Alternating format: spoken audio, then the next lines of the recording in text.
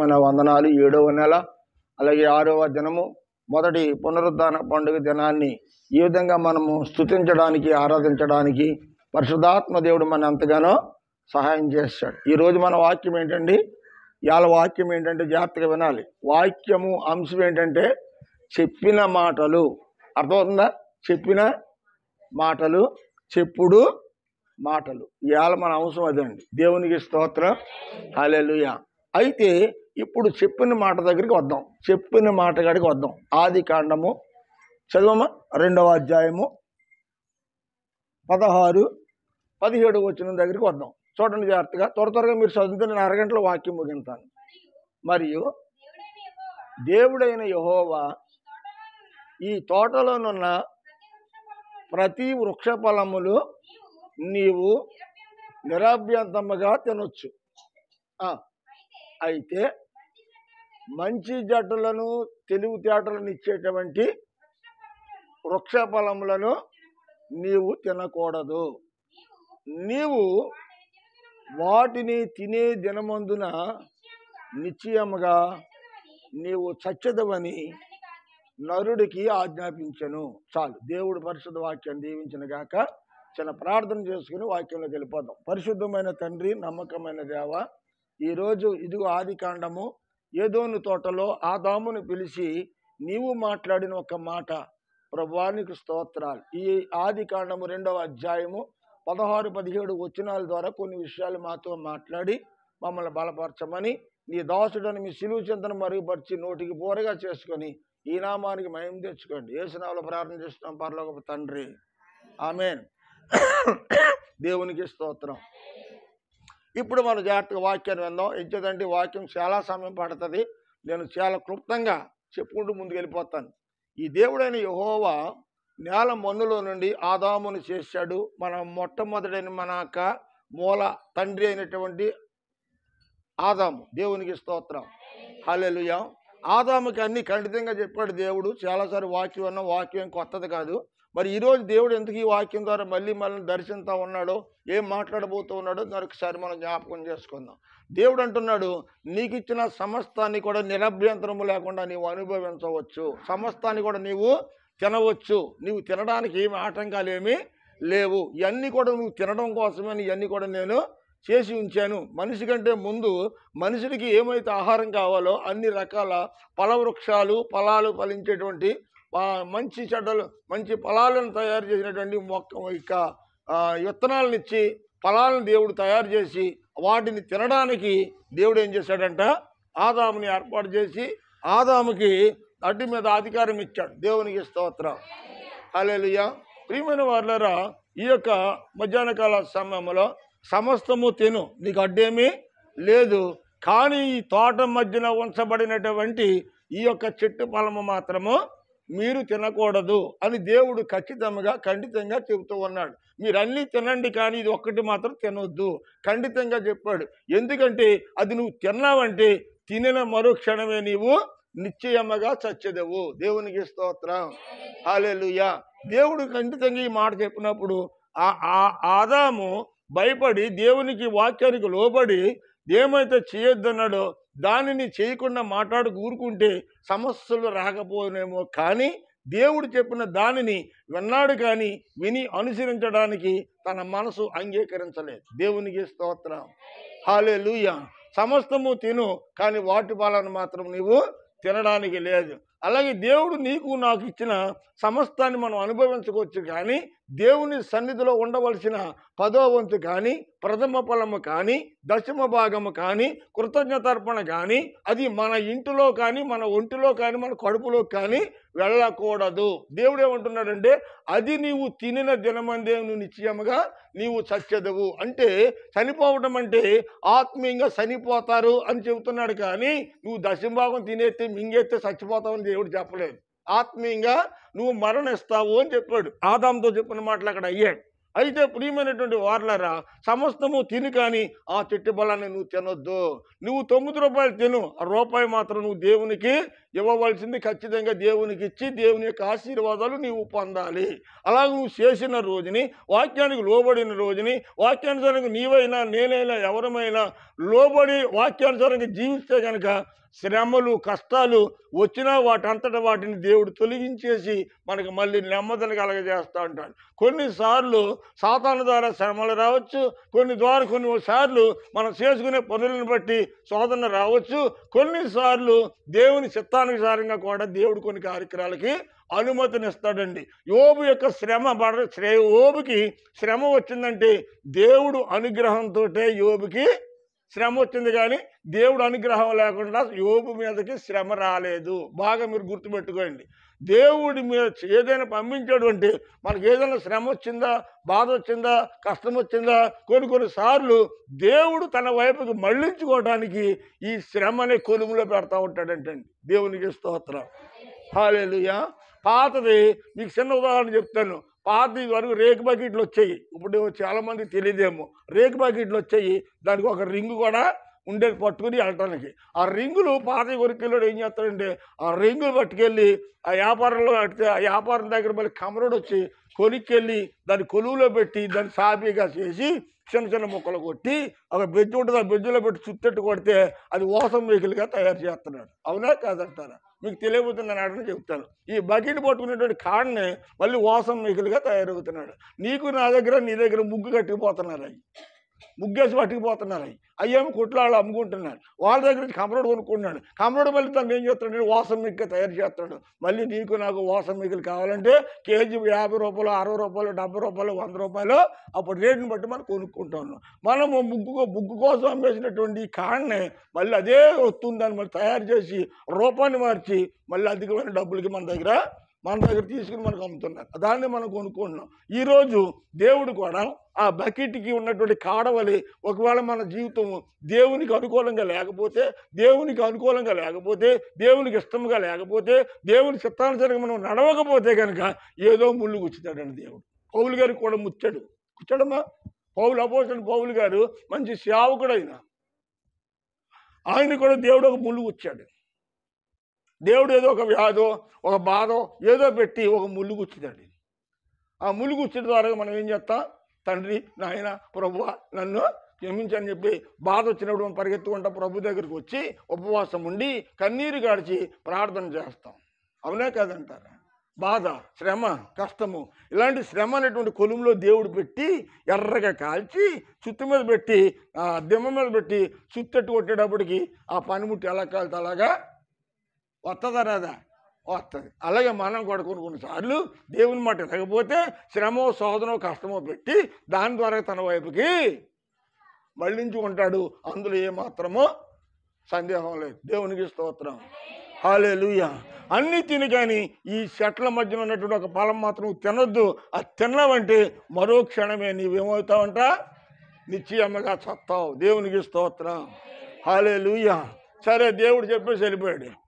దేవుడు చెప్పేసి వెళ్ళిపోయాడు. కానీ దేవుడు వెళ్ళిపోయిన తర్వాత మాట చెప్పి దేవుడు వెళ్ళిపోయిన తర్వాత ఎవడొచ్చారు మళ్ళీ అక్కడికి? సాతానుడు వచ్చాడు. దేవునికి స్తోత్రం. హల్లెలూయా. దేవుడు ఏం చెప్పాడు? మంచి చెప్పాడా చెడు చెప్పాడా? మంచి మాట చెప్పాడు. నువ్వు అన్నీ తిని కానీ మాత్రమో తినొద్దు అని చెప్పాడు. దేవునికి ప్రియమైనటువంటి వారులారా, ఈ ఫలవృక్షాలు అన్నీ తినేవి ఉన్నాయి, తినకూడని పళ్ళు కూడా ఉన్నాయి. నల్ల ఉమ్ముత్తి ఉందనుకోండి, కాయ చక్కగా చూడటానికి అందంగా ఉంటుంది. అది తింటే తిన్న మరుక్షణమే మనిషి నిశ్చయంగా సత్తాడు. నల్ల ఉమ్ముత్తి కాయ తిన్న మరుక్షణమే మనిషి సత్తాడంటున్నాయి. కానీ అన్ని కాయలు ఒకటే అని చెప్పుకుని జాంకాయ తిన్నట్టు ఉమ్ముత్తికాయ తిన్నాడు అనుకో, మనిషి బతుకుతాడా? అంచేత తినే కాయలు ఉన్నాయి, తినని కాయలు కూడా ఉన్నాయి. అలాగే మేలుపండు చూడు మేడుమయ్యుండు, పొట్ట ఎప్పు చూడు పురుగులుండు. ఎంచేతండి మేడిపండు కూడా సైకి చాలా అందంగానే ఉంటుంది, కానీ దాని బొద్దలు కూడా చూస్తే దాని నిండా ఏముంటాయంట? మాట్లాడదామమ్మా, చూడలేదు మీరు ఎప్పుడూనా? ఇప్పుడు ఏముంటుంది? పురుగులు ఉంటాయి. పైకి మనం బాగానే ఉంటాం, కానీ లోపలంతా కూడా మేడిపండు వలె మన జీవితము అజితంత్రములతోనూ దేవునికి అయిష్టమైనటువంటి కార్యక్రమాలతో నింపబడి ఉన్నప్పుడు ఈ యొక్క మేడిపండుని చూసి మనుషులైతే సంతోషపడవచ్చేమో, కానీ దేవుడు సంతోషపడతాడా? దేవుడికి మేడిపండు అవసరమా? అవసరంలా. మేడిపండు చూడు, మేలుమయుండు, పొట్ట ఎప్పు చూడు. అయ్యో మాట్లాడతలేదు మీరు, తెలీదా? అమ్మా మీరు బయటకు వెళ్ళారా? పాటలు ఉన్నాయి కదా, పద్యాలు ఉన్నాయి కదా. మేడిపండు చూడు, మేలుమయుండు, పొట్ట ఇప్పు చూడు, పురుగులుండు, యశోదాభిరామ ఇనువరేమా అంటే జాగ్రత్తగా వినరా అని చెప్తున్నాడు ఆకారం. అవునా? పైకి మేడిపండులాగా ఉండి లోపలన్నీ పెట్టుకుంటే దానివల్ల మన భక్తి ఉపయోగకరము ఉండదు. అయితే ప్రశస్తంగా మంచిగా ఉన్నటువంటి హృదయము, ప్రశస్తమైన హృదయము, ఆదాము చాలా పవిత్రంగాను పరిశుద్ధముగాను దేవుని యెడల భయభక్తులు కలిగి యథార్థత కలిగి దేవునితో నమ్మకంగా ఉన్నాడండి. ఎవరు? ఆదాము. ఆదాము అంత నమ్మకంగా ఉన్నాడు.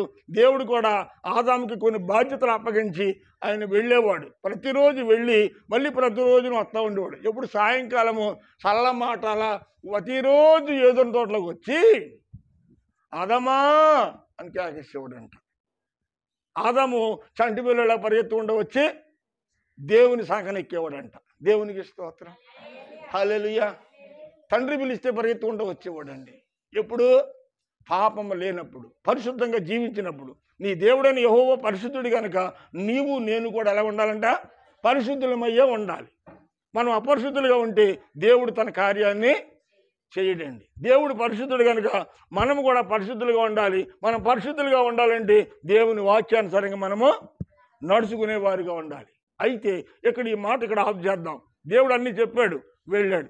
మీరు కూడా మీ పిల్లలు ఉన్నప్పుడు పనికి వెళ్తా ఉన్నప్పుడు ఏం చెప్తారంట?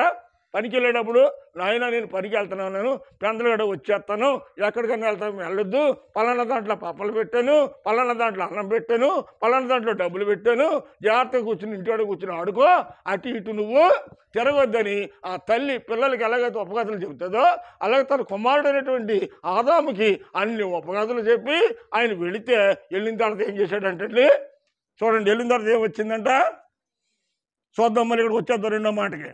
ఆదికాండం 4వ అధ్యాయం 3-4 త్వరగా 4వ అధ్యాయం 3వ వచనం అమ్మా. 4వ అధ్యాయం కాదు, 3వ అధ్యాయం 4వ వచనం. రివర్స్ చేసేస్తున్నావు నువ్వు. అది చూడండి, వెళ్ళిపోయాడు దేవుడు, వెళ్ళిపోయాడు కదండి.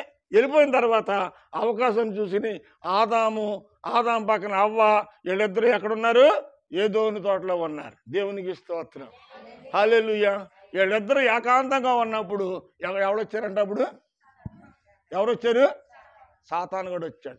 కుటుంబంలో ఎప్పుడైతే సంతోషంగా ఉంటారో భార్య భర్తలో, వాళ్ళ మయానికి ఎవడొస్తాడంట? సాతానుడు వస్తాడండి. సుఖశాంతులతో ఉన్నప్పుడు, ఆయురారోగ్యాలతో ఉన్నప్పుడు, సంతోషంగా ఉన్నప్పుడు, మంచి జరుగుతున్నప్పుడు చెడు చేయటానికి సాతానుడు ఏదో ఒక రూపంలో ఎవరో ఒకరి ద్వారా మన ఇంటికి వస్తూ ఉంటాడు. దేవునికి స్తోత్రం, హల్లెలూయా. అదేవిధంగా దేవుడు వెళ్ళిన తర్వాత సాతానుడు ఆ తోటలోకి వచ్చాడు. ఏ తోటలోకి వచ్చాడు? ఏదోని తోటలోకి వచ్చాడు. వచ్చి ఏమన్నాడంట? వచ్చి అన్నాడు, ఆదామా బాగున్నావా అని అడుగుతున్నాడు. ఎవరు? సాతానుడు. ఆదామా బాగున్నావా, ఎలాగున్నావు, కులాసగా ఉన్నావా, క్షేమంగా ఉన్నావా అని అడుగుతున్నాడు. క్షేమమే, సంతోషంగానే ఉన్నాను, నాకు ఏ బాధ సమస్య ఏమీ లేదు. మరి ఏంటి ఈ పళ్ళ వృక్షాలు ఏంటి, ఇవన్నీ ఇట్లు వరుస ఏంటి, ఇట్లు వాదవారిని ఏంటి, మీ తండ్రి గారు ఏమేమి చెప్పాడు, మొత్తం అన్ని తినమన్నాడా, ఇందులో ఏమన్నా తినొద్దని చెప్పాడా మీకు? అడుగుతున్నాడు. మా డాడీ అన్ని తినమన్నాడు, కానీ ఈ తోట మధ్యన ఉన్నటువంటి చెట్టు ఫలాన్ని మాత్రము తినొద్దని చెప్పాడు. అలాగన్నాడా? ఏమన్నాడు చూడండి. అప్పుడు కాదు, చూడండి, ఆదికాండం 3:14 సార్ చదువు. 3:4 కాదమ్మా, ఆగమ్మా. దేవునికి స్తోత్రం, హల్లెలూయా. ప్రియమైనటువంటి వారులారా, దేవుని యొక్క వాక్యాన్ని జాగ్రత్తగా శ్రద్ధగా విన్నాం. ఒక్క మాట చదువమ్మా. నీ దేవుడైన యెహోవా చేసిన సర్పము యుక్తి కలిగినది కనుక అవి ఈ స్త్రీతో ఏమంటుందంట? అన్నీ తినొచ్చు కానీ ఇది ఒకటి తినొద్దు అన్నాడు దేవుడు. అంటే ఆ సర్పం ఏమంటుందంట? ఇది నిజమా అంటే దీనికి అర్థం ఏంటి? నిజమా అనే మాట అర్థం ఏంటండి? నిజమా అన్నదానికి నిజమే అన్నదానికి తేడా ఉందా లేదా? నిజమే అంటే ఖచ్చితంగా అన్నటువంటి మాట, నిజమేనా అంటే అనుమానంతో కూడిన మాట. ఇక్కడ అవ్వములో ఏం పెట్టిందంటే సైతాను ఏం పెట్టిందమ్మా? అనుమానం అని ఒక రోగం పెట్టింది. దేవునికి స్తోత్రం. ఈ అనుమానం అనే రోగం ఎక్కడి నుంచి వచ్చింది? ఇది సైతాను నుండి వచ్చిందంటండి. దేవునికి స్తోత్రం. ఎవరికి పెట్టింది ఈ అనుమానం? సైతాను పెట్టింది. ఎవరికి? అవ్వమ్మకి. అంచేతే ఏమమ్మి ఆయన ఎవరిని ఇంకో మనిషిని దిగిన బండి మీద వెళ్ళిపోతాడని అన్నదనుకో నీతోటి, నువ్వేం చేస్తావు వెంటనే? అమ్మా నమ్ముతావా నమ్మవా? మా ఆయన అలాంటి కాదండి అని అంటావా నువ్వు? పొరపాటును కూడా అనవు నువ్వు. అలాగా ఎలాగా? అలాగంటే అప్పటికప్పుడు ఆల్రెడీ నీకులో ఏమొచ్చేసింది? అనుమానం వచ్చింది. నువ్వు చూసావా? చూడలేదు.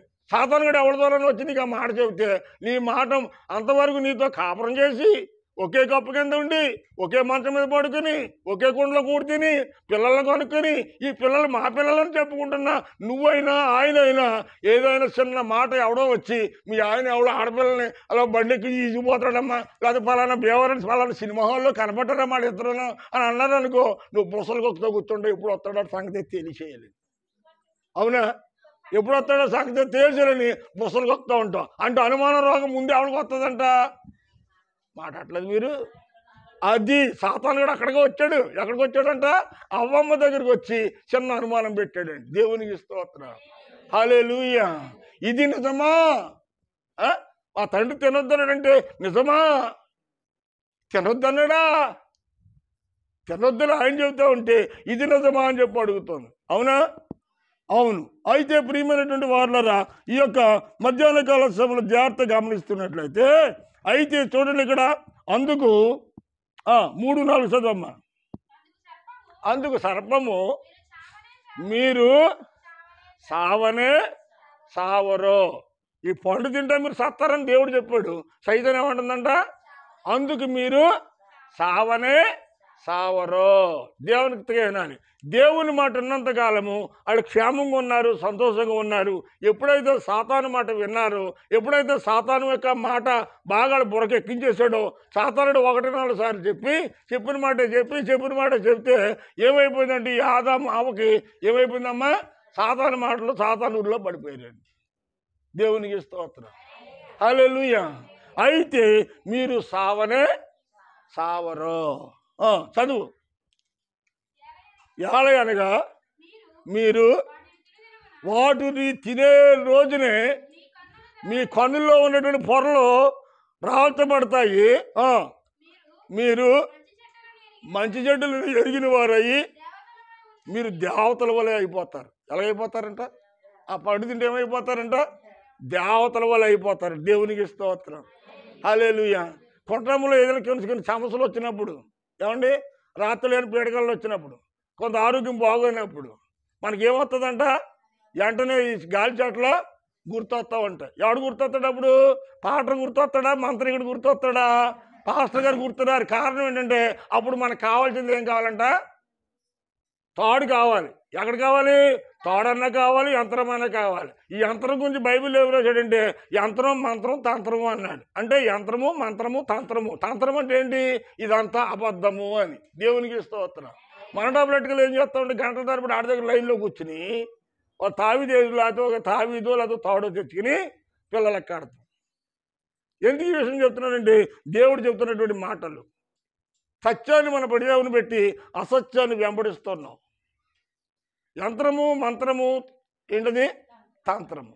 తంత్రం అంటే అబద్ధము అనేది. నేను ఇలాంటివి చేసినోడే కదా గతంలో అన్ని చేసి విడిచిపెట్టి ప్రభువుని యేసుక్రీస్తు నమ్ముకొని దేవుని సేవకుడిగా దేవుని సేవ చేస్తూ ఉన్నాను. అందులో ఏదో ఒకటి ఇందులో ఎందుకు వస్తాను? నేను వస్తానా? రాను కదా. అందులో ఏది లేకపోతే ఇందులోకి వచ్చాను. మరి మనం ఇందులోకి వచ్చిన మళ్ళీ అందరికి వెళ్ళొచ్చా? మాట్లాడరేమండే అది వెళ్ళకూడదు. అయితే మన పిల్లల్లోనే ఉన్నాయి. కొంత మెడల్లో ఏం కడతామంట? పెద్ద పెద్ద తాకీదులు కడతామండి, తాళ్ళు కడతామండి. జాగ్రత్తగా ఆలోచించండి. మన ఇంటి చుట్టూ ఇవే ఉంటాయి. దెయ్యాలు మనకు కావాలని ఆహ్వానిస్తాం మన ఇళ్ళలోకి. కానీ దేవుని పిల్లల మీద మనము దేవుని మీద ఆధారపడాలి, కానీ సాతాను మీద ఆధారపడకూడదు. మీరు సావనే సావరని అంటుంది సైతాను. సత్తారని దేవుడు చెబుతుంటే మీరు సావరని చెబుతున్నాడు. చత్తారన్నమాట నమ్మారు వాళ్ళు, నమ్మలేదు. ఇక్కడికి వచ్చేసారు. ఎక్కడికి వచ్చేసారు? మీరు సావరు. దేవునికి స్తోత్రం. హల్లెలూయా. మీరు దేవతల వల్ల అయిపోతారండి. మీరు ఎలాగైపోతారమ్మా? దేవతల వల్ల అయిపోతారు. మీరు దేవదూతల వల్ల అయిపోతారు. మీరు సుఖభోగాలు అనిపిస్తారు. మీ కష్టాలు ఆ బాధలు రావు. దేవుడితో సమానం అయిపోతారు. మీరు సమానం అయిపోతారని చెప్పి దేవుడికి మీ మీద అసూయ వచ్చి ఆ పండు మిమ్మల్ని తినొద్దనని చెప్పి ఏళ్ళ గురించి దేవుడి మీద తప్పుడు పితూరులు చెప్పి వీళ్ళ చేత ఎదురంగా పొడిని తినే ఏర్పాట్లు చేశాడు సైతాన్ గారు. దేవునికి స్తోత్రం. హల్లెలూయా. ఈవిడికి ఏమొచ్చింది? ఇప్పుడు ఆశ పుట్టింది. ఏం పుట్టిందమ్మా? ఆశ పుట్టింది. ముందేమో అనుమానం పుట్టింది, తర్వాత ఆశ పుట్టింది. మనం దేవదూతలుగా అయిపోతామా? దేవుళ్ళుగా అయిపోతామా? అయితే దేవుడితో సమానంగా మనం కూడా ఏమైపోవాలంట అమ్మా? దేవతలు అయిపోవాలి. మనం కూడా దేవుడు అయిపోవాలి. ఆయనతో సమానం అయిపోవాలి అని చెప్పి ఈ లోపల ఒక ఆలోచన వచ్చింది. ఎవరికి? అవ్వమ్మకి. ఎవరితో సమానం చేసుకోవాలని? దేవుడితో సమానం చేసుకోవాలని ఈవిడికి ఒక ఆలోచన వచ్చేసింది. అప్పటికప్పుడు హెచ్చింపు స్వభావం వచ్చేసింది. బాగా ఆలోచించండి. ఈ హెచ్చింపు స్వభావం వచ్చేసి దేవునితో సమానం అయిపోతాను, నేను దేవునితో సమానం అయిపోతానని ఇంకేమాత్రం ఆలోచించకుండా వెంటనే పరిగెత్తుకెళ్ళి ఆ చెట్టునున్న పండుని చూడమ్మా. 3వ మాటకు వచ్చాయి. చెట్టునున్న మాట ఏముంది అక్కడ? ఆదికాండం 3వ అధ్యాయం 6వ వచనం. త్వరగా అమ్మా. ఆ స్త్రీ అనగా అవ్వమ్మ ఆ వృక్షము ఎలాగమ్మా? ఆ వృక్ష ఫలములు ఆహారానికి మంచిదనియు, కన్నులకు అందమైనదియు, వివేకమిచ్చు రమ్యమైనదియు చూసినప్పుడు ఆమె దాని ఫలములు కొన్ని కోసుకుందండి. జాగ్రత్తగా వినాలమ్మా. మీరు వాళ్ళు మాట్లాడుకోకండి. వాక్యం అర్థం అవుతుంది మీకు. ఆ రమ్యముగా ఉందంటండి. ఏంటది? పండు తన కంటికి ఎలా కనపడిందంట?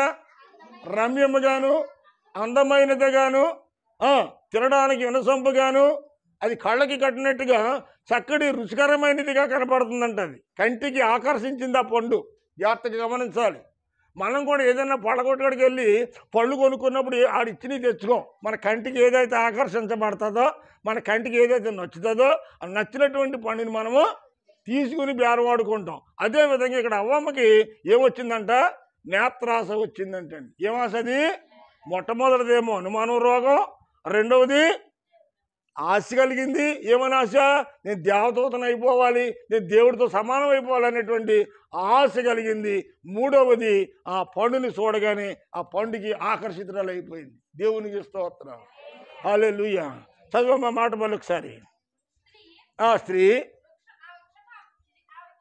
ఆ వృక్ష ఫలము ఆహారమునకు మంచిదనియు, కన్నులకు ఎలా ఉందంట? కన్నులకి అందరు చెప్పాలి. ఎలా ఉందంట? కన్నులకి ఎలా ఉందంట? అందమైనదిగా ఉందంటండి. ఎలా ఉందమ్మా? అందమైనదిగా ఉందంట. ఆమె కంటికి ఆకర్షించింది ఆ పండు. అందమైనదిగాను, కన్నులకు అందమైనదిను, వివేకమిచ్చు రమ్యమైనదిగాను అమ్మ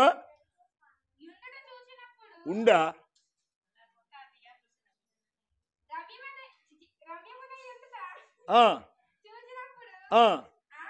ఆమె అది దాని ఫలములలో చూడండి. ఆమె దాని ఫలములలో కొన్నింటిని కోసుకొని తిని తనతో పాటు తన భర్త కూడా ఇచ్చింది. దేవునికి స్తోత్రం. హల్లెలూయా. ఇప్పుడు చేసింది ఏం చేసిందంట? తన తిని మాట్లాడుకుంటూ వదిలిపోయింది. అక్కడ తన తిన్నదాన్ని తిన్నట్టుగా ఊరుకుందా? తన తిని కొన్ని కాయలు ఆవిడ తిని మరి కొన్ని కాయలు ఎక్కడికి పట్టుకెళ్ళిందంట? భర్త దగ్గరికి పట్టుకెళ్ళిందంట. జాగ్రత్తగా వినాలి మీరు. దేవునికి స్తోత్రం. హల్లెలూయా. తాను తిని ఎవరి చేత తినిపించిందంట? మిల్లర్ నువ్వు జేబులో ఉంటా చూడు ఇక్కడ. తను తిని తన భర్తకు కూడా తినిపించింది అని రాయబడి ఉంది. అంటే మొట్టమొదటి పాపంలో పడింది ఎవరు? ఆమె తిన్నది కాకుండా పట్టుకెళ్ళి ఆయనకి కూడా ఇచ్చింది. ఆయన కూడా తిన్నాడు కదా, అప్పుడు తిన్నాడా లేదా?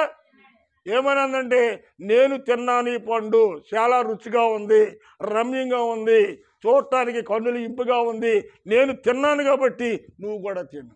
దేవుడిని అంటున్నాడు, ఆ పండు తింటే సత్తావని దేవుడు చెప్పాడా? ఆ పండు తింటే సత్తావని దేవుడు చెప్పాడు కదా.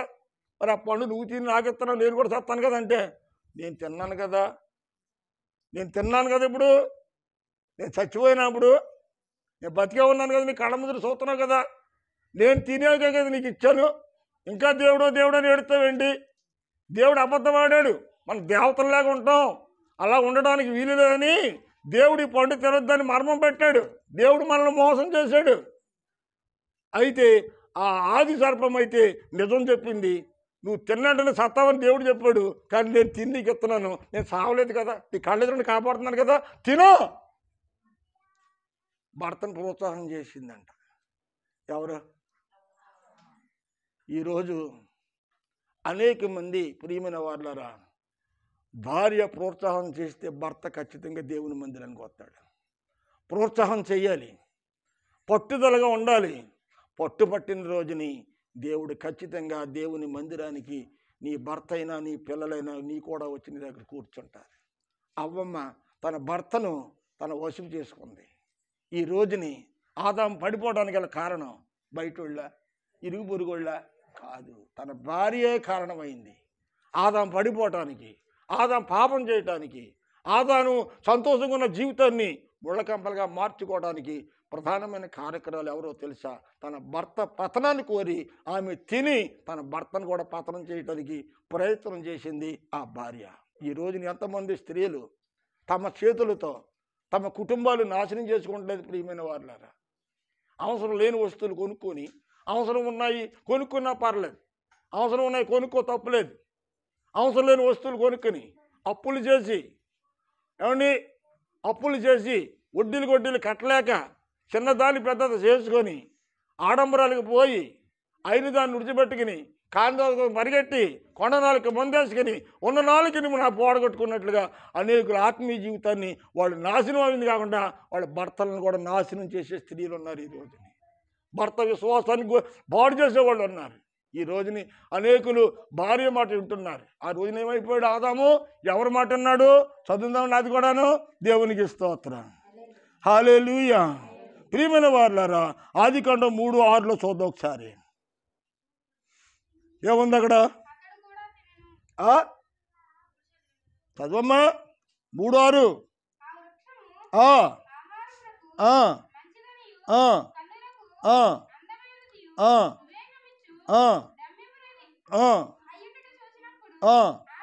ఆమె తన బలములలో కొన్ని తీసుకొని తిని తనతో పాటు తన భర్తకు కూడా ఇచ్చి అతడు కూడా తిన్నారు. ఇప్పుడు వీళ్ళిద్దరూ ఎక్కడికైపోయారు? ఏమైపోయారంట? పాపంలో పడిపోయారు. పాపంలో పడిపోవడానికి కారణం ఎవరు? తన భార్యే. తన భార్యను పాపంలో పడేసింది సర్పం. సర్పం మాట విన్నది, తను తిన్నది కాకుండా తన భర్తకు తినిపించింది. ఆధ్యాత్మికంగా వాళ్ళ జీవితాలు ఏమైపోయినాయండి? పతనం అయిపోయినాయి. ఈ రోజుని చనిపోయారు వాళ్ళు, ఆధ్యాత్మికంగా చనిపోయారు. ప్రియమైన వారులారా, రోజు మాదిరిగాని దేవుడు వస్తున్నాడు, ప్రతి సలమాటలో వస్తున్నాడు, చూస్తున్నాడు.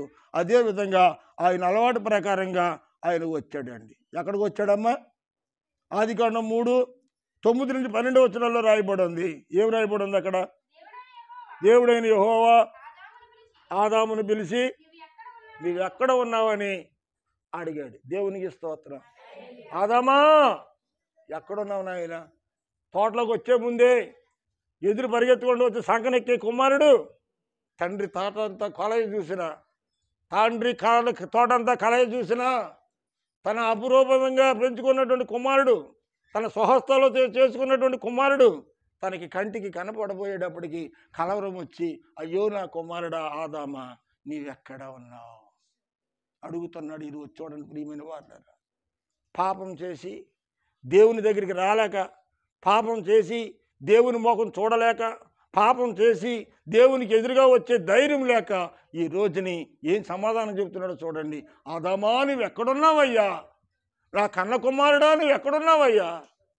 ఇంత గారాభంగా నిన్ను కళ్ళల్లో పెట్టి చూసుకుంటున్నా నా కుమారుడా నువ్వు ఎక్కడున్నావయ్యా అని చెప్పి తన బిడ్డ కోసం సృష్టికర్తని దేవుడు కన్నీరు ముందిరిగా ఏడ్చి ఆదామును పిలుస్తూ ఉంటే ఆదాము దగ్గర నుంచి ఏం సమాధానం వచ్చిందో చూడండి ఒక్కసారి. అందుకతడు అనగా ఆదాము, అందుకతడు నేను తోటలో నీ స్వరము విన్నప్పుడు నేను దిగంబరునై ఉంటునని కనుక నీకు భయపడి నేను దాక్కున్నాను అంటున్నాడు. ఎవరికి భయపడ్డాడు? దేవుడికి భయపడ్డాడు. ఇప్పుడు ఎదురుగుండా రావడానికి ఏమొచ్చింది? అతనికి భయం వచ్చింది. ఆదాము చెప్పిన మాటను జాగ్రత్తగా గమనిస్తే దేవుడు దేవుని మాట విన్నంతకాలము ధైర్యంగా ఉన్నాడు. దేవుని మాట పెడసవన పెట్టి సాతాను మాట వినగానే ఏమొచ్చింది? ఇప్పుడు ఇతనిలోనికి ఒక రకమైన భయం ఏర్పడింది. ఉదయం లేచిన కాడి నుంచి మధ్యరాత్రి పడుకునే వరకు ఏదో ఒక భయము ఈ రోజుకి నిన్ను నన్ను మనందరినీ కూడా వెంటాడుతూనే ఉంది. ఈ రోజుని నీ భార్య అయినా నీ భర్త అయినా నీ పిల్లలైనా బయటికి వెళ్ళి ఇంటికి వచ్చే వరకు గ్యారంటీ లేని ఎక్కడ యాక్సిడెంట్ జరుగుద్దో, ఎక్కడ చచ్చిపోతామో, ఎక్కడ ప్రాణం కోల్పోతామో తెలియనటువంటి అగమ్య గోచరంలో ఉన్నాం ప్రియమైన వారులారా ఈరోజు. అందుకే నీకు నాకు కావాలి ప్రభువైన యేసుక్రీస్తు. అందుకే నీకు నాకు కావాలి రక్షకుడు కావాలి.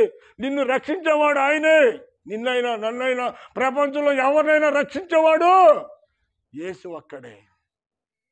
నీకు ఇంటివాడు ఉన్నప్పుడు పుట్టింటివాడు ఉంటే తల్లిదండ్రులు ఉండొచ్చు, అత్తింటివాడు ఉంటే భర్త అత్తమామలు ఉండొచ్చేమో, కానీ నువ్వు మార్గంలో నీకు ఎవరు లేని సమయంలో నిన్నెవరు ఆదరిస్తారు? నీకు శ్రమ వస్తే, కష్టం వస్తే, బాధ వస్తే, ఎన్నిసార్లు మన బళ్ళు మీద ప్రయాణం చేస్తుంటే ఎన్ని ప్రమాదాలు మన మీద ఎదురవుతూ ఉన్నాయి ప్రియమైన వారులారా.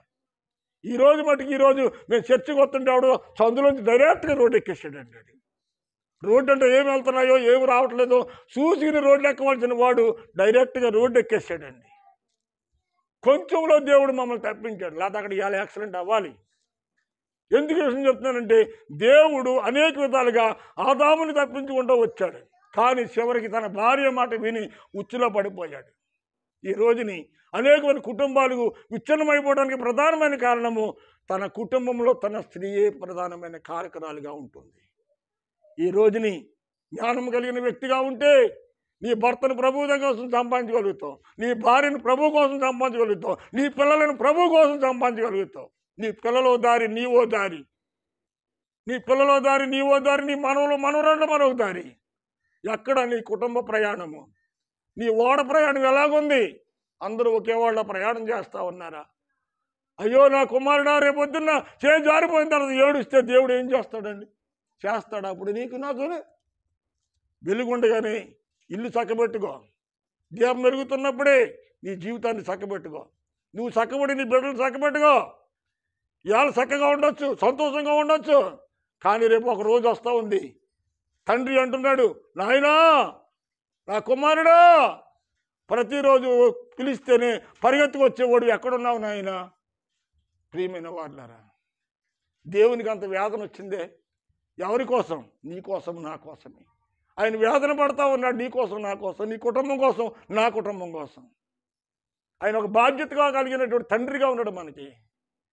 ఈరోజు కుమారుడిగా నీ బాధ్యత ఏం చేస్తా ఉన్నా ఒక్కసారి ఆలోచించు.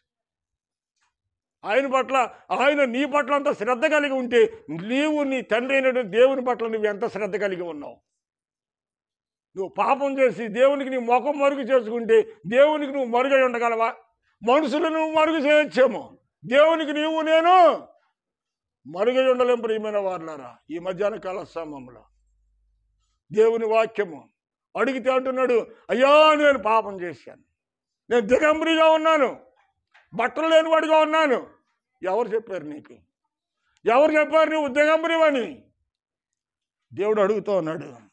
నేను తినొద్దన్న పండు నీవు ఏమన్నాడు చూడండి, రాయబడి ఉంది ఇక్కడ, చదవమ్మా 12 వచనం వరకు త్వరగా చదివి. అందుకే ఆయన నువ్వు దిగంబరివని నీకు చెప్పినోడు ఎవడో? నేను నీతో చెప్పినటువంటిది తినకూడదని నేను నీకు ఆజ్ఞాపించిన పండుని తింటివా? తిన్నావా నాయన? నేను తిన్న రోజున సత్తావని చెప్పాను కదా, ఆ పండు తిన్నావా నాయన? ఆ పండు తిని నా కన్నబిడ్డమైన నిన్ను నాకు కాకుండా చేసింది ఎవరు? నిన్ను నన్ను దూరపరిచింది ఎవరు? తండ్రి వేదన చెందుతున్నాడు, బాధపడుతున్నాడు. ఈరోజు ఆ బాధ వేదన నీలో ఉందా? నీ బిడ్డలు నశించిపోతా ఉంటే నీకుందా? నీ బిడ్డల పట్ల నీకు ఆ బాధ వేదన? ఆస్తిపాస్తులు సంపాదించుకోవాలి, ఐశ్వర్యం సంపాదించుకోవాలి, ఘనంగా లోకంలో బతకాలని నువ్వు కోరుకుంటున్నావు, కానీ నీ బిడ్డలకు రక్షణ ఉందా? నీ కొడుకైనా కోళ్ళైనా మనవలైనా నీతో ఉన్నారా? ఈరోజు నీతో ఉండబోతే రేపు పొద్దున కూడా వాళ్ళు నీతో ఉండరంతే. అప్పుడు ఏడ్చి ప్రలాపించిన పర్వాలా, ప్రభా నేను నమ్ముకున్నానంటే అది నీ వరకే పరిమితం, కానీ నీ బిడ్డలకు పరిమితం కాదు. నువ్వు అనుకోవచ్చు లోక సంబంధమైన జ్ఞానంతో నువ్వు ఇప్పుడు ఏదైనా మాట్లాడవచ్చు, కానీ రేపు పొద్దున్న నీ దగ్గర సమాధానం ఉందా ప్రభు అడిగితే? ఆదామా నువ్వు ఎక్కడున్నావంటే నీ దగ్గర సమాధానం ఉందా? ఆ రోజు నువ్వు ఎక్కడున్నావు దేవుడు అడుగుతాడు. ఆదాము అన్నాడు, అయ్యా నేను పాపం చేశానయ్యా, నువ్వు తినొద్దన్న పండు. చదవమ్మ, చదువుకుంటూ వచ్చా 12 వరకు. అందుకు ఆదాము, నాతో ఉండటానికి నీవు నాకు ఇచ్చిన ఈ స్త్రీ ఆ వృక్ష ఫలములు కొన్ని నాకు ఇయ్యగా నేను తిన్నాను. చూసా, నీవు నా కొరకు ఇచ్చావే ఒక స్త్రీ సహాయం కోసము, ఆమె తినమనగా నేను తిన్నాను. చూసారా, దేవుడు ఏం చెప్పాడు? తినొద్దు, నువ్వు తింటే మరుక్షణమే సత్తావు అన్నాడు. ఇక్కడ ఏం చెప్తున్నాడు? ఆ స్త్రీ ఇవ్వగా నేను తింటిని. తినొద్దు అని చెప్పని పండు ఏం చేశాడు? ఇక్కడ తిన్నాడు. అంటే ఏం చేసినట్టు? ఇక్కడ ఆజ్ఞని అతిక్రమించాడు. అవునా కాదంటారు? ఆజ్ఞ ఏం చేశాడంట? ఆజ్ఞను అతిక్రమించి చేయొద్దన్న పని చేస్తే ఇప్పుడు దేవుడికి వచ్చింది, కోపం వచ్చింది. అది కూడా చూద్దామా? ఆదికాండం 3:17 ఏమన్నాడు దేవుడు? ఆయన ఆదాముతో, నీవు నీ భార్య మాట విని తినవద్దని నేను నీకు ఖండితంగా ఆజ్ఞాపించినటువంటి మాటను పెడచెవిన పెట్టి ఆ వృక్ష ఫలములను తింటివి కనుక నీ నిమిత్తము ఈ భూమంతా కూడా చూపించబడింది అంటున్నాడు దేవుడు.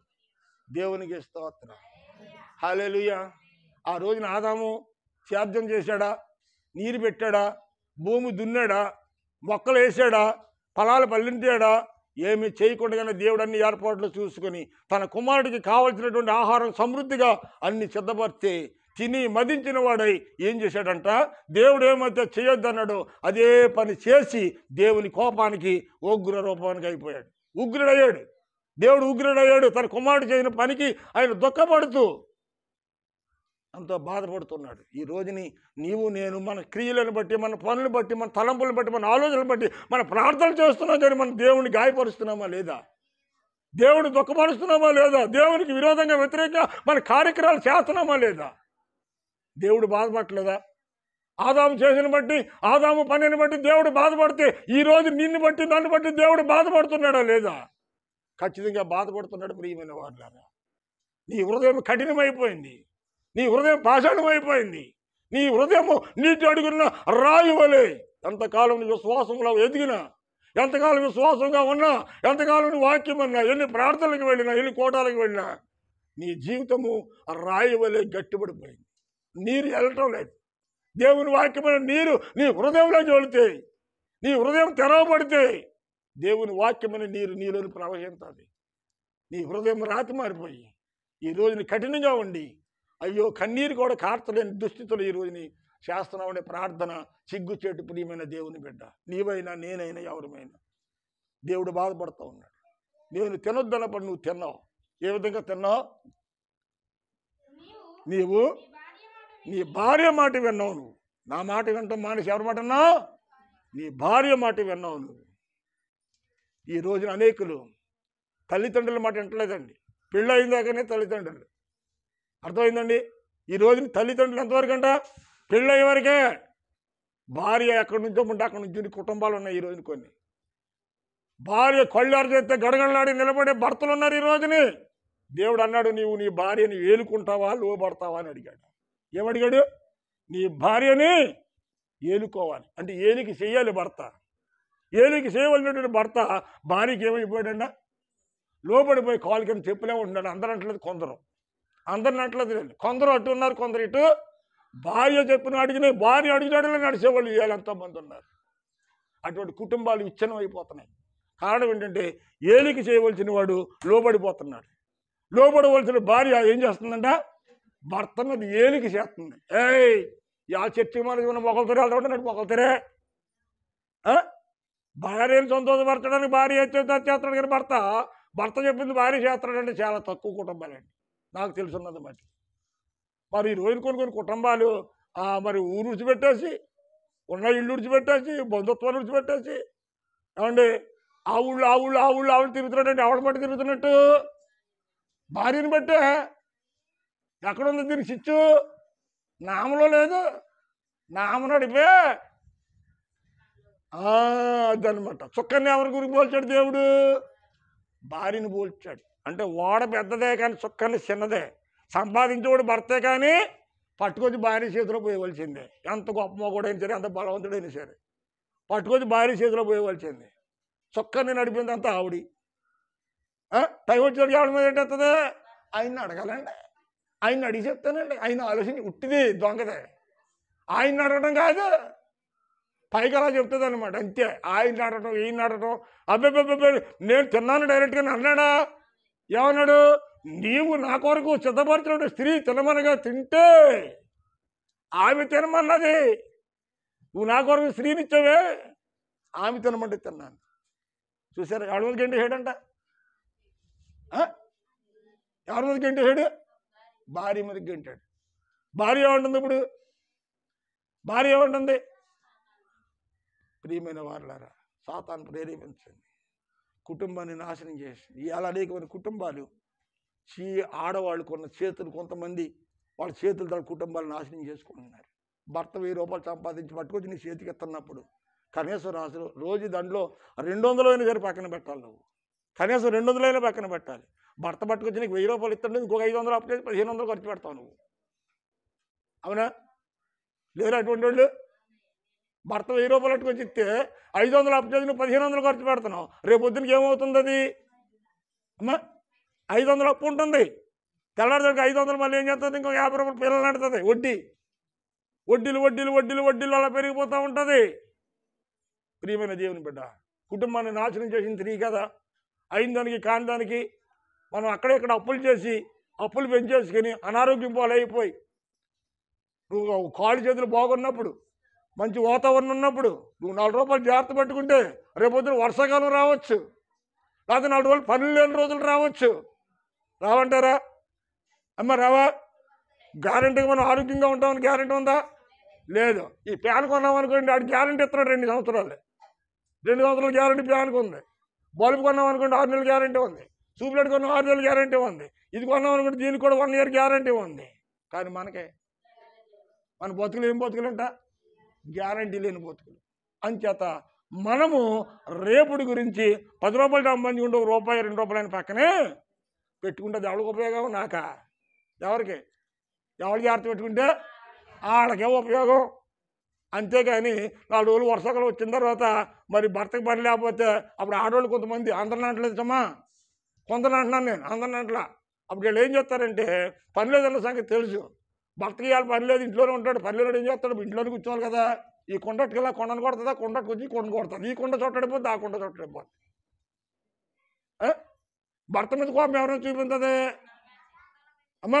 కొండల మీద, కోళ్ళ మీద, కుక్కల మీద, నక్కల మీద, కనపడ్డ కూడా అందరి మీద చూపించదండి. వంకెట్టి డైరెక్ట్గా తిట్టదే వాళ్ళనే. వాళ్ళ మీద వంకలెట్టి, పిల్లి మీద ఎలక మీద పిల్లి, ఎవరో ఒకళ్ళు వంకెట్టి మొత్తం మీద పొద్దున లాగా అలా కారుతానే ఉండేవాళ్ళు కూడా ఉన్నారు కొంతమంది. బాబు అలాంటి వాళ్ళు చాలా డేంజర్. దేవునికి స్తోత్రం.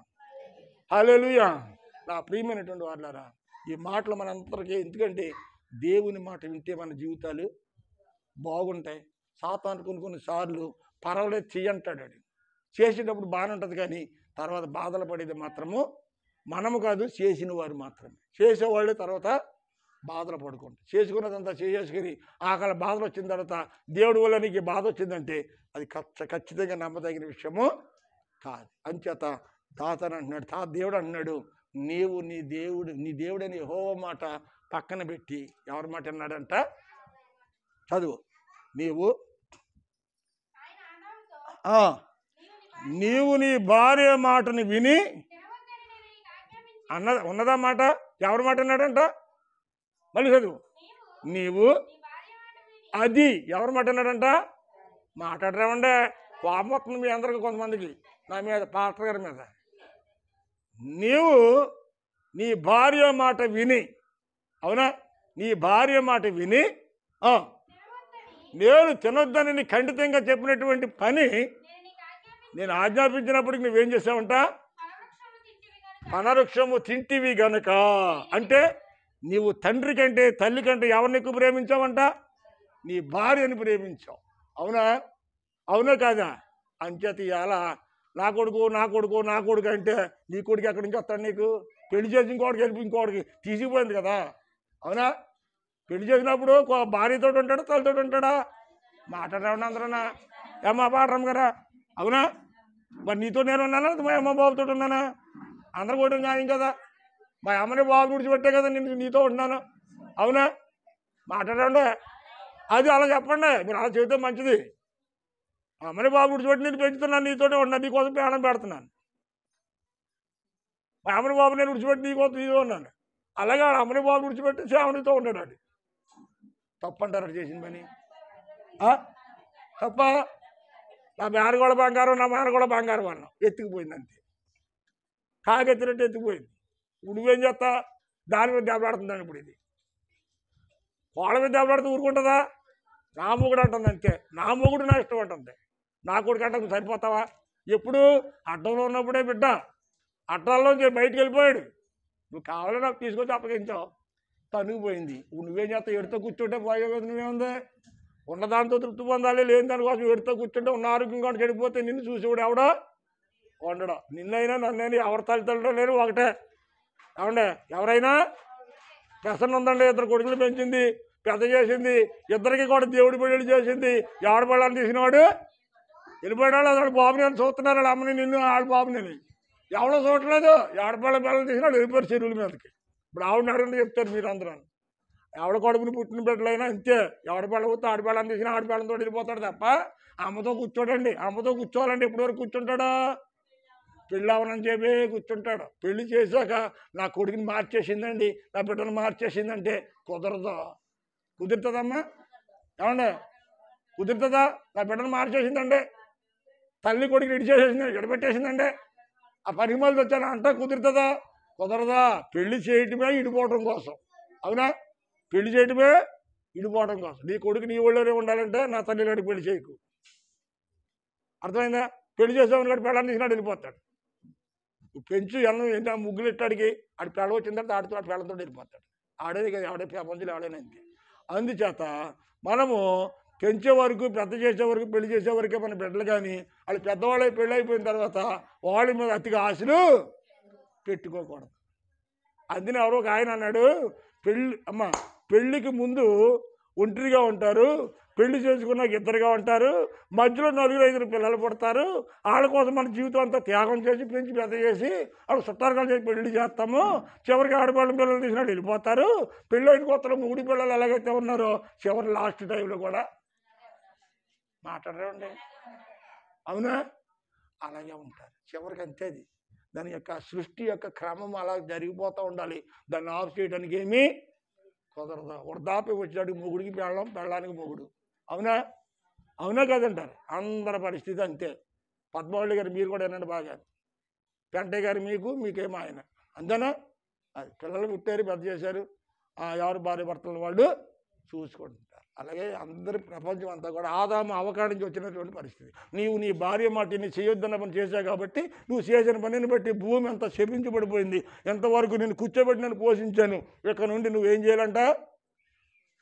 భూమిని శాంతపరచడానికి దాంట్లో ఉన్న గచ్చబోతలన్నీ కొనికి నీరు పెట్టి దున్ని విత్తనం వేసి నువ్వు కష్టపడి నీ యొక్క చెమట నేల మీద పడిన తర్వాతే నువ్వు కష్టపడితేనే కదా గుప్పుడు మెతుకులు రావు అని చెప్పి దేవుడు చెప్పించాడు అక్కడ. అందుకనే అందుకనే ఈ రోజుని ఏ మనిషి అయినా కష్టపడాలి, పొద్దున్న చందలాగా కష్టపడితేనే కానీ మెతుకులు వస్తాయా, కూర్చుంటే వస్తాయా? మరి ఇక్కడ రాయబడి ఉంది కదా మాట, ఏమంటాడమ్మా? ప్రయాసంతోనే నువ్వు బ్రతికే దినములన్నీ కూడా దాని పంట తింటావు. నువ్వు కష్టపడి వేసుకున్నటువంటి విత్తనాల ద్వారా వచ్చిన పంటనే నువ్వు తింటావు తప్ప ఇంతకుముందు తిన్నట్లు, ఇంతకుముందు నిన్ను పోషించినట్లు దేవుడు ఇప్పుడు నిన్ను పోషించను అంటున్నాడు. బయటికి గెంటేశాడు. ఇప్పుడు చెప్పిన మాట విన్నందుకు దేవుడు ఏం చేశాడంట? ఏదో దాంట్లోంచి బయటికి గెంటేశాడు. తల్లిదండ్రులు కూడా అంతే. తల్లిదండ్రుల మాటలు బిడ్డలు బయటికి గెంటేస్తారు. గంటరా మాట్లాడరా ఉండే, కొంతమంది అనుమానంగా చూస్తున్నారు. నా ఇంకా గంటరా తల్లిదండ్రులు శుభ్రంగా చూడకపోతే పిల్లలు ఏం చేస్తారు? బయటికి గెంటేస్తారు. దేవునికి స్తోత్రం. హల్లెలూయా. ప్రియమైన వాళ్ళరా, ఆఖరిగా ఒక మాట చూసి ముగించేసుకుందాం. ఆఖరిగా ఈ విధంగా మనిషి పతనం అయిపోయిన మనిషి కోసం దేవుడు ఇంకా ఆలోచిస్తున్నాడు. ప్రేమ చచ్చిపోలేదు ఆయనలోను. గాల్తీయులకు రాసిన పత్రిక 4:4 చదువుదాం త్వరగా. ప్రేమ అలా ఉండిపోయింది. బిడ్డ దూరంగా ఉన్నా, ఎడంగా ఉన్నా, సాధారణ చేతిలోకి వెళ్ళిపోయిన ఆ బిడ్డ మీద దేవుడికి ఏముందంట? ప్రేమ చచ్చిపోలేదు. అది ఆయనలో ఉన్నటువంటి గొప్ప ప్రేమ. అందుకే దేవుడు లోకాన్ని ఎంతో ప్రేమించాడు అన్నాడు. అంచేత ఈ గాల్తీయులకు 4:4 ఏం రాయబడిందంటే, కాలము సంపూర్ణమైనప్పుడు, అయితే కాలము పరిపూర్ణమైనప్పుడు దేవుడు తన కుమారుని లోకంలో పంపించాడు. పాపం ద్వారా అపరాధముల చేత మనం చచ్చిపోయిన వాడు అయి ఉంటే అప్పుడు దేవుడి లోకానికి, దేవుడు తన కుమారుని ఈ లోకానికి పంపించాడు. ఆ పాపం ఎలా పోవాలంట? యేసుక్రీస్తు యొక్క శిలువ రక్తము ద్వారా కడగబడితేనే తప్ప మరి పాపాలని తొలగించుకోబడి మళ్ళీ తిరిగిలో దేవునికి ఐక్యత అవుతాం. దేవునికి స్తోత్రం. మళ్ళీ దేవుడితో మనం ఐక్యత అవడం కోసమే తన కుమారుడును మన ప్రభువును రక్షకుడైన యేసుక్రీస్తు ప్రభుల వారిని కాలము సంపూర్ణమైనప్పుడు ఆయన ఈ లోకానికి పంపించాడు. నీ కోసం, నా కోసం. దూరంగా ఉన్న మనలను యేసుక్రీస్తు రక్తము ద్వారా మళ్ళీ దగ్గర చేయటానికి. దేవునికి స్తోత్రం. ఆయన స్త్రీ అందు పుట్టి మనము దత్తపుత్రులము కావాలేనని ధర్మశాస్త్రమునకు లోబడి ఉన్న వారిని విమోచించడానికి ధర్మశాస్త్రమునకు లోబడిన వాడై ఉండేను. ఇంకేదండి, మన పాపానికి బంధువులు అయిపోయాం కనుక పాపాన్ని విడిపించడం కోసం పాపంలో ఉన్నటువంటి మమ్మలను, సాతానికి బందీలుగా అయిపోయిన మనలను సాతాను చేతిలోంచి విడిపించడానికి యేసు లోకానికి వచ్చి నీకోసం, నా కోసము కలవరి శిలువలో ప్రాణం పెట్టి తన స్వరక్తం ఇచ్చి మళ్ళీ విడిపించాడు. తాకట్లో ఉన్న మనల్ని సైతాను చేతిలోంచి యేసుక్రీస్తు యొక్క రక్తము ద్వారా విడిపించాడు. అంటే ఎంతవరకు మనం ఎక్కడున్నాం? సాతాను యొక్క చెరలో ఉన్న మనలను యేసుక్రీస్తు శిలువ మరణ పునరుద్ధానాల యందు విశ్వాసం ఉంచడం ద్వారా మనల్ని విడిపించబడ్డాం. ఇప్పుడు మనం ఏమైనా విడిపించబడి ఉన్నాం. దేవునికి స్తోత్రం. లాస్ట్లో మాట చూద్దాం. విడిపించబడిన మనము రోమా 6:3 ముగించేద్దాం. ఇంకా రోమా 6:3 చూడండి.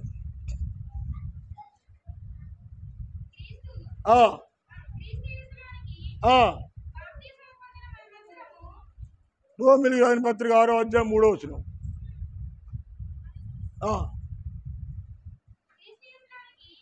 క్రీస్తు యేసులోనికి బాప్తిజము పొందిన మనమందరము ఆయన మరణములోనికి బాప్తిజము పొందితమని మీరు ఎరగరా? దేవునికి స్తోత్రం. పాపము వలన వచ్చి జీతం అని ఉండదు చూడ. అక్కడ రోమా 6:3 పాపము వలన వచ్చు జీతము లేదా? అక్కడ అమ్మా రోమా 6 చదువు. రోమా 6:23 అంటే చదవండి ఒకసారి. ఏలయనగా పాపము వలన వచ్చే జీతము మరణము, అయితే దేవుని కృపావరము మన ప్రభువైన యేసుక్రీస్తు ద్వారా మనకి నిత్య జీవము. పాపములో నుండి ఎక్కడ తీసుకొచ్చాడు దేవుడు? నిత్య జీవములోనికి నడిపించాడు. దేవునికి స్తోత్రం. పాపములో నుండి ఎక్కడ తీసుకొచ్చాడండి? నిత్య జీవంలోకి తీసుకొచ్చాడు. పాపంలో పడింది ఎవరు? అవ్వమ్మ ద్వారా ఆదాము నాటి నుండి యేసుక్రీస్తు ఈ లోకంలోకి వచ్చే వరకు కూడా మనం ఎక్కడున్నామంట? అపరాధముల చేతను పాపముల చేతను చచ్చిన వారై ఉన్నారని ఎఫెసీయులకు రాసిన పత్రిక 2వ అధ్యాయము 1వ వచనంలో రాయబడి ఉంది. దేవునికి స్తోత్రం. అయితే చచ్చిన వారమైన మనలను యేసుక్రీస్తు ద్వారా, ఆయన శిలువ మరణ పునరుద్ధానాల ద్వారా మనలను నీతిమంతులుగాను అని పరిశుద్ధులుగా తీర్చి మనకి జీవాన్ని ప్రసాదించాడు. మరణములో నుంచి ఇప్పుడు ఎక్కడికి వచ్చాం మనం? మరణములో నుంచి ఎక్కడికి వచ్చాం? మరణము నుండి జీవములోనికి వచ్చాం. మరణములోనికి వెళ్ళింది, తీసుకెళ్ళింది ఆ మొట్టమొదటి ఆదాము. 2వ ఆదాము ద్వారా జీవములో ప్రవేశించాం. అంచేత జీవములో ప్రవేశించిన మనము తిరిగి ఒక్క తన వాంతికి తిరిగినట్లుగా మళ్ళీ మన వెనక్కి వెళ్లకుండా విశ్వాసాన్ని జాగ్రత్తగా కాపాడుకుంటూ మనం సిద్ధపడి మన కుటుంబాన్ని సిద్ధపరచుకుని ప్రభువు రాకడ కొరకు ఎదురు చూద్దాం. సాతాను మాట పక్కన పెట్టి దేవుని మాట వింటే మనకి ఎన్నో ఆశీర్వాదాలు, దీవుళ్ళు దేవుడు ఇస్తాడు. అలాంటి కృప పరిశుద్ధాత్మ దేవుడు ఈ మధ్యాహ్నము కూడిన మనందరికీ మెండుగా నిండుగా దయచేయను గాక. ఆమేన్. God bless you. మీకు అందరికీ వందనాలండి. తలల